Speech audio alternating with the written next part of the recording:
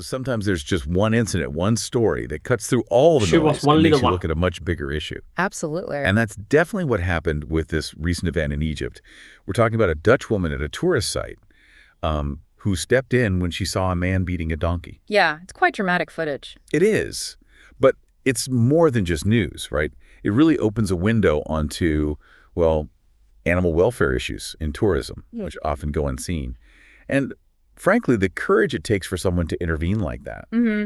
That intervention part is key. So today we're going to unpack what happened, look at the wider context, the animal mistreatment side of things in Egyptian tourism, and also consider, what the potential fallout might be for this woman. We want to get you the core info quickly and clearly. And it's really interesting how one very visceral event caught on video can suddenly drag a long-standing problem right into the spotlight. Exactly. So, okay, the main event. Where are we? Near Cairo, Egypt, tourist site. Right. And we have Jock Vanderbost. She's Dutch, 47, lives in Cairo. And this is important. She actually runs a veterinary clinic there. Specifically for horses, donkeys, mules, working animals. Yes. So she sees a man just brutally beating a donkey that's tied to a wall. And her background means she instantly knows how serious that is. She's not just, a shocked tourist. She understands these animals. Totally. And her reaction was, well, She ran coming, immediate. hitting the tourist. She went straight over to defend the donkey, physically confronted the man.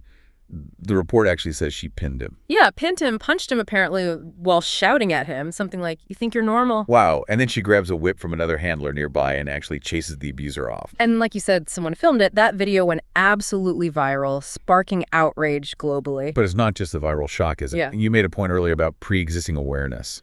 Yeah, sadly, mistreatment of animals in tourist areas isn't exactly unheard of. This video probably resonated so much because it kind of confirmed people's fears or experiences. It felt very real.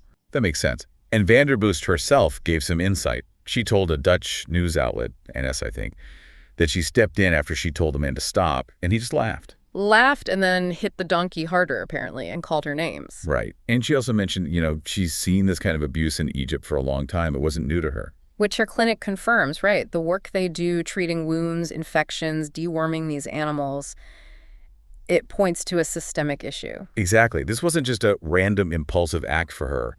It feels like a culmination almost, informed by everything she sees day to day. Informed by that constant exposure. So what happened right after? Well, twists and turns. The abuser, he filed a police complaint against her. Against Vanderbost for assault. For assault, yeah. Claiming psychological harm because the video got out there. Wow. So Vanderbost was actually arrested briefly. Just briefly, though. She's been released. Okay, that's something. But, and this is significant, Egypt's Ministry of Interior confirmed the man beating the donkey. He's also been arrested. Okay. That is a crucial turn. So the authorities did react to the evidence and the public pressure. Seems like it. It does make you wonder about the existing laws and how consistently they're enforced, though. Definitely. What happens next for her? Well, that's the thing. She's facing uncertainty. She's mentioned maybe prison, maybe deportation even. Serious consequences. Very.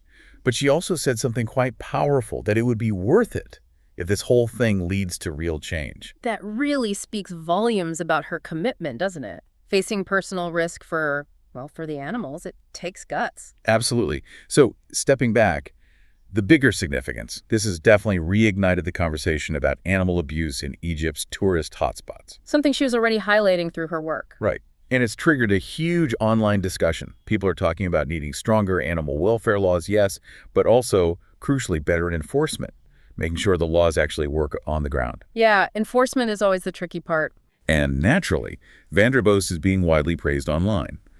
Seen as a hero, really, for jumping in like that and for her long-term dedication. And connecting it back to tourism.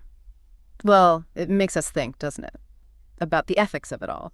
So many tourist experiences involve animals. Are we looking closely enough at their conditions? It's a really uncomfortable but necessary question. Okay, so wrapping this up, key takeaways. We've got a single act of bravery by someone who knows the issue inside out, throwing this huge global spotlight on animal cruelty. Highlighting the reality for these working animals and the risks people take when they try to help. For sure. It's a potent reminder of how individual action can spark change and how deeply tourism and animal welfare are often linked. Yeah. And maybe the thought to leave folks with is this. What's our role as tourists? Do we have a responsibility to ensure animals are treated ethically when we Comment travel? your thoughts on this story. And beyond just what we do individually, what are the bigger systemic changes needed? Because individual rescues are amazing, but But they don't solve the root cause, right? What needs to change structurally? Something to ponder. Thanks.